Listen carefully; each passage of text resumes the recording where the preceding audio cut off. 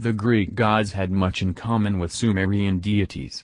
Zeus was the Greek equivalent of Enlil, later Ammon, Babylonian god of heaven and earth. Poseidon was the Greek equivalent of Oan, the standard of marine gods for the Sumerians. Zeus, lord of Olympus, was a weather god, controller of lightning, thunder and rain. The thunder was the symbol of power and one of his most powerful weapons, which he used to correct people. Hephaestus manufactured thunderbolts at Etna and Zeus threw them from Mount Olympus. If we take the myth literally, then we would say that Hephaestus manufactured some sort of weapon that appeared thunder-like, as no one knew anything equivalent. Poseidon, god of the sea, possessed control of the waves and the tides, also the springs and rivers, and was considered responsible for geological phenomena such as earthquakes. He majestically held the sign of his reign, the trident, which gave him the power both to create storms and calm the waters.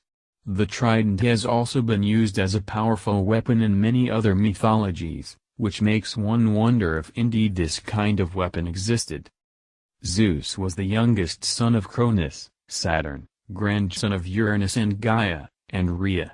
Cronus was king among the children of heaven and learned through his mother Gaia and his father Uranus that he was destined to fall by a mighty sun. He did not want another god to claim his rank, so Cronus immediately swallowed all of his children as they came out of the sacred body of Rhea, which saddened her greatly. As a result, when the time came for Zeus to be born, she went to Lictos in Crete and hid the newborn in a cave at Mount Aegean, and Cronus was given a large stone wrapped in swaddling clothes to swallow instead, thus tricking him. Zeus grew up and defeated Cronus through trickery and force. He saved his brothers and sisters by causing Cronus to regurgitate them. He also freed his father's brothers from their enslavement by Uranus, and the Cyclopes, who out of gratitude granted him the thunder and lightning that became the signs and instruments of his power. It is said that the war between the Titans and the Olympian gods lasted 10 years, the famous clash of the Titans, of which we will refer to in another article.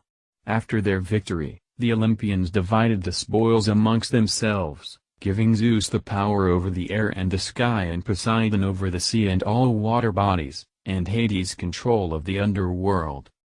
Overall, these are characteristics that make gods look more like people with powers and strength rather than good and benign gods. Yet I wonder if the ancient Greeks were trying to use mythology to tell us about some secret technology that could control geological and meteorological phenomena for which they were inadequately able to explain.